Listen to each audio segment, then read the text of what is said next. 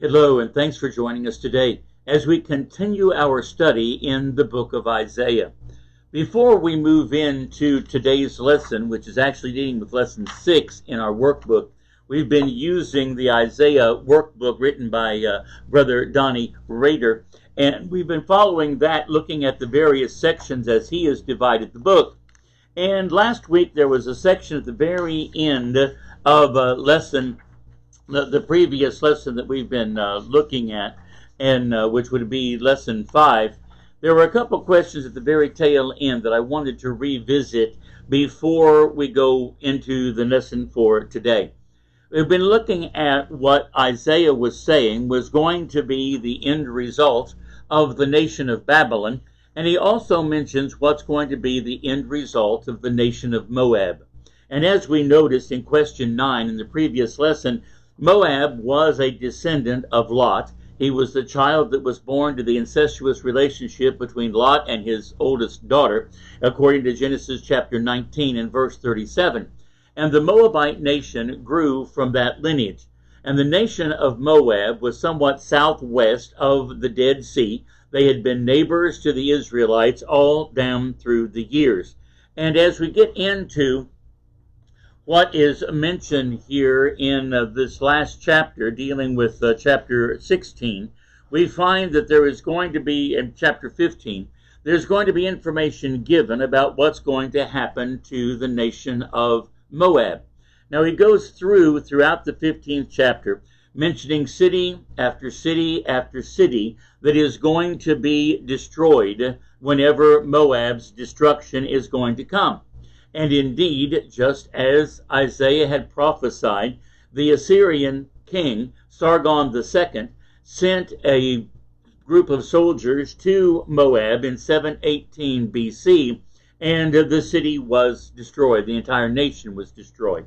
And so Isaiah is giving this information about the destruction of Moab some 10 to 20 years in advance, at least, of it actually coming to pass. And as a result of this, we have a chance to see once again how beautifully history validates what the scriptures are teaching us. In the processes of all of this, we find that God was giving information to them as to what they should do. Because the question was going to come up, where do we need to go? What do the people of Moab need to do to flee from this coming destruction? It says, going over to verse 1 of the 16th chapter, send ye the lamb to the ruler of the land from Selah to the wilderness, unto the mount of the daughter of Zion. Or in other words, send a lamb to the nation of Judah in respect to the situation and to sue for good relationships with this nation that Moab had been adversaries with for years. For it shall be that as the wandering bird casts out the nest, so the daughters of Moab shall be at the fords of Arnon. Take counsel, execute judgment, make thy shadow as the night in the midst of the noonday. Hide the outcast, and bewray not him that wandereth. The people from Moab were going to flee from this destruction as the Assyrians roll through their land. But where are they going to go? It said, let mine outcast dwell with thee, Moab. Be thou a covert to them from the face of the spoiler. For the extortioner is at an end. The spoiler ceaseth. The oppressors are consumed out of the land. So where are they going to go? They had a choice of fleeing down to Egypt, or they had the choice of fleeing over to Judah for refuge. But in the processes of this, they're not going to respond by going to Judah. It says in verse 5, and in mercy shall the throne be established, and he shall sit upon it in truth in the tabernacle of David, judging and seeking judgment and hasting righteousness. Judah's there. A king is on the throne. There's going to be an open door for you there. But in verse 6, we have heard of the pride of Moab. He is very proud, even of his haughtiness and his pride and his wrath, but his lies shall not be so. Therefore shall Moab howl for Moab. Everyone shall howl. For the foundations of Kirhath-Eseth shall ye mourn, surely they are stricken. For the fields of Heshbon languish, and the vine of Sibneth, and the lords of the heathen have broken down the principal plants thereof. They are come even unto Jazer. They wandered through the wilderness. Her branches are stretched out. They are gone over the sea. In other words, the idols, talked about as plants here, are going to be destroyed. There's not going to be any refuge for Moab.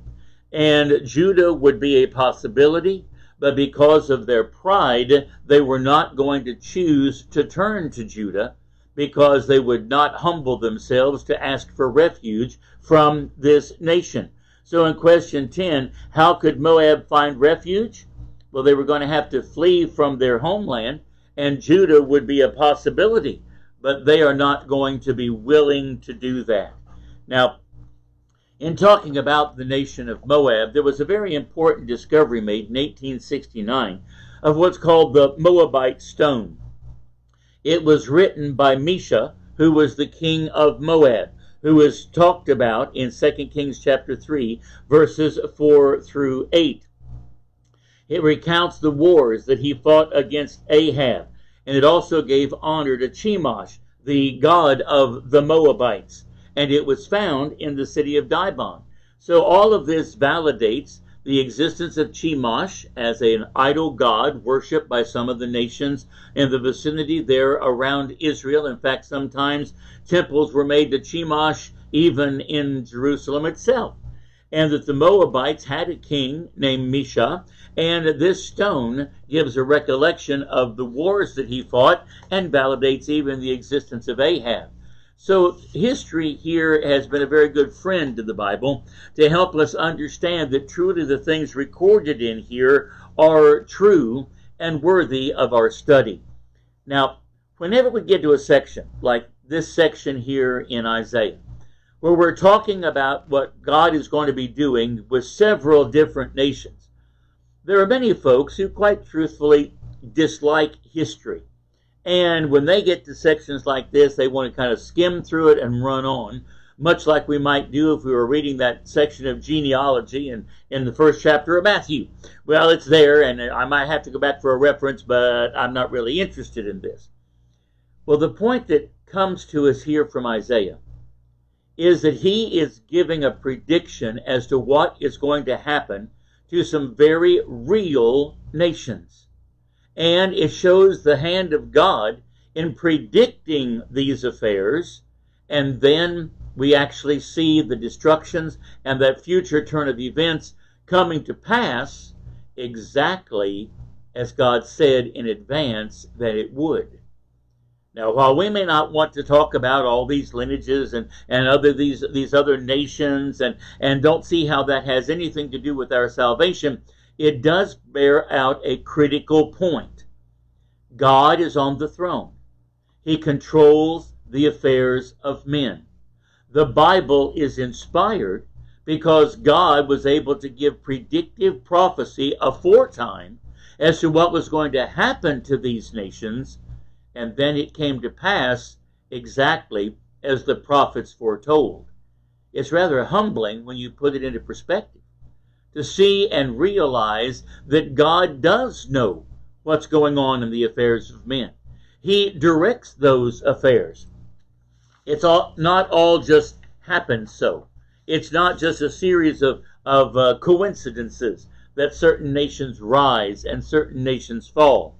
In fact, whenever we're talking about the nation of Babylon being the nation that's going to come and eventually carry Jerusalem away into captivity, as we noticed in this past lesson, that prophecy is being worded by Isaiah well over 100 years in advance of it actually coming to pass. And at that time, Babylon was basically an unknown entity. Certainly not any kind of threatening world power.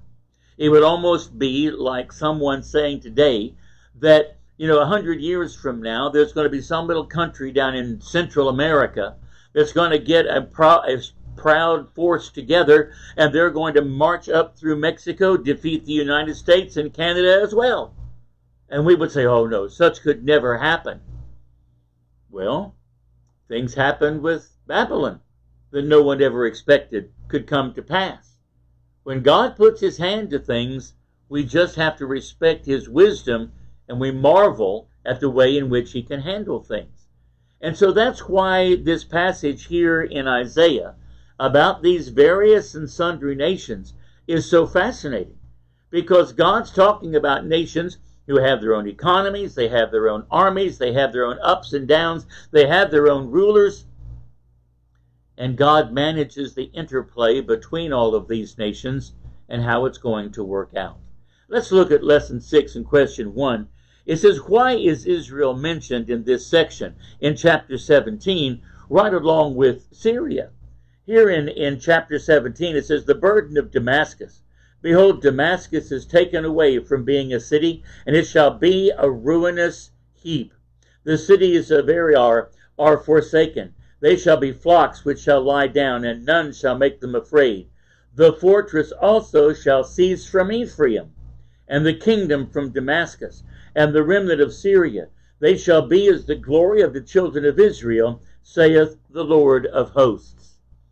If you will remember, back in our study in 2 Kings chapter 15, about verse 37, there was an alliance made between the northern kingdom and Syria, and they attacked Judah because Judah refused to join their alliance. And they wanted to depose the king of Judah and to put a new king on the throne who would be friendly to them and would join in their battles against the Assyrians. And the point's being made here by Isaiah that both Syria and the northern kingdom are going to be destroyed by the nation of Assyria. We find here, looking historically at the fall of some of these nations, it says in question 2, give the dates when Assyria took these nations captive. Well, if you will remember, there was a time when the king of Judah sent for help to the Assyrian king, Tiglath-Pileser, and asked him to come and help him as he was trying to fend off the battle with the northern kingdom and with the Syrians who were trying to take his kingdom away from him. And in 732, the Assyrians rolled through the nation of Syria and conquered it. 10 years later, in 722 BC, they conquered the northern kingdom of Israel as well and carried them off into captivity. Now we'll notice in these chapters the references are even made to countries such as Egypt, which is far to the south of the nation of Israel. But Assyria will take them out in 671 BC. And the city of Ashdod, which was associated with the Philistines, it was going to fall in 711 BC, even before Egypt fell. So they would sweep through that region as well.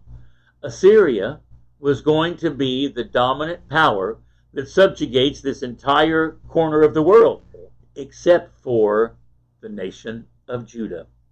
In question 3, it says, in what ways had Israel forsaken God? So many things could be said about the way in which they had turned away from God. In the 17th chapter, beginning in verse 7, at that day shall a man look to his master, and his eye shall have respect to the Holy One of Israel. And he shall not look to the altars, the work of his hands, neither shall respect that which his fingers have made, neither the groves or the images. In that day shall his strong cities be as a forsaken bough, and an uttermost branch, which they left because of the children of Israel, and there shall be desolation. Because thou hast forgotten the God of thy salvation, and hast not been mindful of the rock of thy strength. Therefore shalt thou plant pleasant plants, and shalt set it with strange slips. In that day shalt thou make thy plant to grow, and in the morning shalt thou make thy seed to flourish. But the harvest shall be a heap in the day of grief and of desperate sorrow. The point being made here is that Israel had forgotten its God. For years, they had worshipped the golden calves set up by Jeroboam years before, and then they brought in other gods on top of that, and had simply forgotten about the God of Abraham, Isaac, and Jacob that had brought them through so much and established them in Canaan in the first place. You know, that was the God that was the rock of their strength, but they'd forgotten about him. And then he mentions in a figurative way the idolatry that plagued the land. It says, you planted pleasant plants, but there was no harvest, there in verse 11. All the idolatrous gods that they wanted to worship could not give them strength and victory. They were worthless. They may look good, they had maybe fascinating worship experiences, but in real terms, they offered nothing in helping Israel to stand against the Assyrians. In question 4, it says, describe how God will deal with Assyria, the nation used to punish God's people. Now this is some more of what Isaiah supplies, something on down the road. Yes, he's predicting the threat. Assyria was the rising power. Assyria was going to come through and take this entire region. The northern kingdom and Syria were going to fall because it was God's decree. But who would know what would be the future of Assyria? Well, God revealed it to Isaiah. In verse 12, it says, woe to the multitude of many people which make a noise like the noise of the seas, to the rushing of nations that make a rushing like the rushing of mighty waters. The Assyrians came as a horde of invaders. With their chariots and their armaments, they were something to behold. They were a force to be reckoned with. The nations shall rush the rushing of many waters, but God shall rebuke them, and they shall flee far off, and shall be chased as the chaff of the mountains before the wind, and like a rolling thing before the whirlwind. And behold, at eventide trouble, and before the morning he is not. This is the portion of them that spoil us, and the lot of them that rob us. Assyria was going to come roaring in, but God shall rebuke them, and they shall flee as chaff in a whirlwind. There in verse 12, remember, woe to the multitude of many people, which make a noise like the rush of the seas. And in verse 13, the nations shall rush like the rushing of many waters, but God shall rebuke them. And, of course, that's exactly the way it worked out. While the Assyrians came rushing through and destroyed Syria and Israel, when Sennacherib with the army came to Judah, yes, he decimated the countryside, but then he got to the gates of Jerusalem. And Isaiah and Hezekiah prayed for deliverance, and Sennacherib's army died by the hand of God in the night, in 2 Kings chapter 18, verses 28 through 37. God indeed rebuked them. They made brags and boasts about the God of Jerusalem, the God that Hezekiah and Isaiah worshiped. He was no match for them. They had defeated every other God that they had come up against, and they were going to destroy this one too. But that was not the case. God did rebuke them. In question 5, what did the messengers from Ethiopia seek in chapter 18? Here again, if you swing down through Egypt and head further south, you come to the nation of Ethiopia. And they also knew of the scourge of Assyria and the things that they had been capable of doing as they destroyed nation after nation. And so looking here in chapter 18, it says, woe to the land shadowing with wings, which is beyond the rivers of Ethiopia, that send ambassadors by the sea, even in vessels of bulrushes upon the waters. In other words, they came hurriedly, begging for an alliance with Judah against Assyria. As the events unfold, Judah was the only nation at that point that was able to eventually withstand the Assyrian avalanche of troops. And Ethiopia was wanting some kind of alliance with them, saying, continue, and he said, here's the answer that you give back to them in question 6. Going to the second part of verse 2, he said, go, ye swift messengers, to a nation scattered and peeled, to a people terrible from their beginning hitherto, a nation meted out and trodden down, whose land the rivers have spoiled. All ye inhabitants of the world, and the dwellers of the earth, see ye, when ye lift up an ensign to the mountains, and when he bloweth the trumpet, hear ye. For so the Lord said unto me, I will take my rest, and I will consider in my dwelling place like a clear heat upon herbs, and like a cloud of dew in the heat of the harvest. For afore the harvest, when the bud is perfect and the sour grape is ripening in the flower, he shall both cut off the sprigs with pruning hooks and take away and cut down the branches. They shall be left together unto the fowls of the mountains, and to the beasts of the earth, and the fowls shall summer upon them, and all the beasts of the earth shall winter upon them. He said, we're going to wait on the Lord. Isaiah said, we're not going to be jumping into some alliance with the Ethiopians. We're going to wait on the Lord. You can go talk to others. You know, God's going to deal with Assyria whenever he is good and ready. And they will be cut down, as it says there in verse 5, afore the harvest.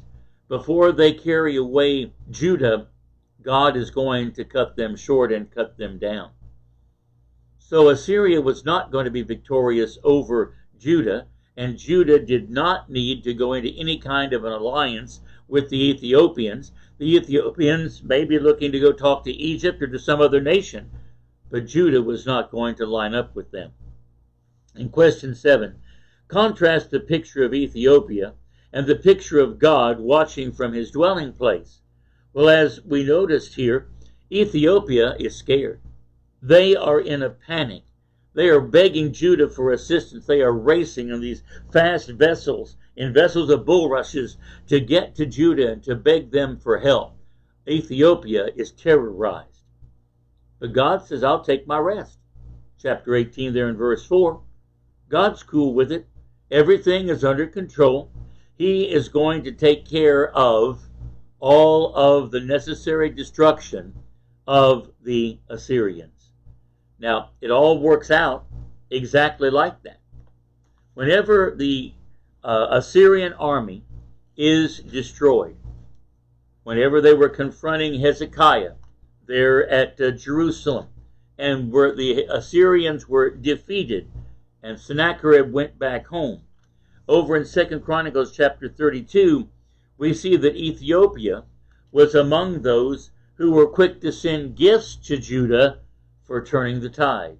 In 2 Chronicles chapter 32, beginning in verse 22, the Lord saved Hezekiah and the inhabitants of Jerusalem from the hand of Sennacherib, the king of Assyria, and from the hand of all other, and guided them on every side.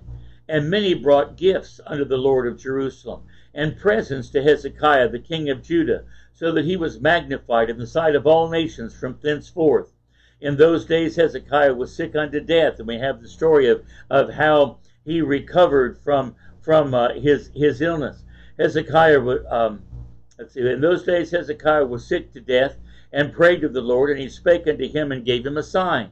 But Hezekiah rendered not again according to the benefit done unto him, for his heart was lifted up. Therefore was wrath upon him and upon Judah and Jerusalem. Notwithstanding Hezekiah humbled himself for the pride of his heart, both he and the inhabitants of Jerusalem, so that the wrath of the Lord came not upon them in the days of Hezekiah. And Hezekiah had exceeding much riches and honor, and he made himself treasuries of silver, and for gold, and for precious stones, and for spices, and for shields, and for all manner of pleasant jewels. Storehouses also for the increase of corn and wine and oil, and stalls for all manner of beasts and coats of flocks. Moreover, he provided him cities and possessions of flocks and herds in abundance, for God had given him substance very much. And so we find here that there were gifts brought to Hezekiah as a result of his victory, and Ethiopia would have been numbered in those paying tribute to him. But then as we continue on now into the 19th chapter, we find that Isaiah now turns his attention to yet another nation. Now let's see. So far as we look to this section, going back through what our lessons have taught us so far, we find that God gave prophecy about Babylon, the nation that would eventually destroy Judah. He gave prophecies about the fall of Moab, and how that the Assyrians would be responsible for destroying them eventually. He has also now given prophecy about Damascus and Syria, how that these Assyrians are going to destroy the nation of Syria and the northern kingdom. And he is also now going to turn his attention to Egypt and talk about the problems that are to be seen down there. In the 19th chapter, Isaiah says, the burden of Egypt. Behold, the Lord rideth upon a swift cloud, and shall come unto Egypt, and the idols of Egypt shall be moved at his presence, and the heart of Egypt shall melt in the in the midst of it. We find that God's going to kind of wave at the calamity of Egypt that was coming, and the nation was going to melt because of internal problems of one sort or another. And Isaiah begins to talk about those internal troubles. In verse 2, he said, I will set the Egyptians against the Egyptians, and they shall fight everyone against his brother and everyone against his neighbor, city against city and kingdom against kingdom. Egypt was going to go through a period of civil war, and that was going to be one of the things that would contribute to its downfall. In verse 3, and the spirit of Egypt shall fail in the midst thereof, and I will destroy the counsel thereof, and they shall seek to the idols, and to the charmers, and to them that have familiar spirits, and to the wizards. They'll turn to all of their enchantments. They will turn to their idols, but their religion is going to fail them. There's not going to be any way for them to escape the coming condemnation and destruction that was awaiting the nation of Egypt. In verse 4, and the Egyptians will I give over unto the hand of a cruel lord, and a fierce king shall rule over them, saith the Lord of hosts. Of course, this would be a reference to the coming of the Assyrians, who would defeat Egypt in 671 BC. He goes on to talk about the economic disasters that were going to weaken Egypt, beginning in verse 5. And the waters shall fail from the sea, and the rivers shall be wasted and dried up. And they shall turn the rivers far away, and the brooks of defense shall be emptied and dried up. The reeds and flags shall wither. The paper reeds by the brooks, by the mouth of the brooks, and of everything sown by the brooks shall wither, and be driven away, and be no more. The fishers also shall mourn, and all they that cast angle into the brook shall lament, and they shall spread nets upon the waters, and shall languish. Moreover, they that work in fine flax, and they that weave network shall be confounded, and they shall be broken in the purposes thereof. All that make sluices and ponds for fish, all of these things that are going to be so handy to the Egyptians, all of that is going to come to naught. They're not going to have all of these things. The foundations of their nation, economically speaking, is going to be destroyed. And they're going to turn to foolish counselors to try and plot their way. In verse 11, surely the princes of Zoan are fools. The counsel of the wise counselors of Pharaoh is become brutish. How say ye unto Pharaoh, I am the son of the wise, the son of ancient kings? Where are they? Where are thy wise men? Let them tell thee now, and let them know what the Lord of hosts hath purposed unto Egypt. The princes of Zoan are become fools. The princes of Noph are deceived. They also have seduced Egypt, even that they stay, and even they that stay are the tribes thereof. And the Lord hath mingled a perverse spirit in the midst thereof, and they have caused Egypt to err in every work thereof, as a drunken man staggereth in his vomit. Neither shall there be any work for Egypt, which the head or tail, branch or rush may do. So, we're going to find here a great nation. Egypt had its ups and downs. It went through several cycles of greatness and decline. But they're going to go through a period of decline, and the Assyrians are going to overthrow them, yet as another illustration of God's hand in the affairs of men. In question 9, what was the result of the judgment upon Egypt? Well, it was going to be gripped in fear and terror. It was going to be a problem for them. In verse 16, that they shall Egypt be like unto women, and it shall be afraid and fear because of the shaking of the hand of the Lord of hosts, which he has shaken over it. Because God's going to be the one to smite this land.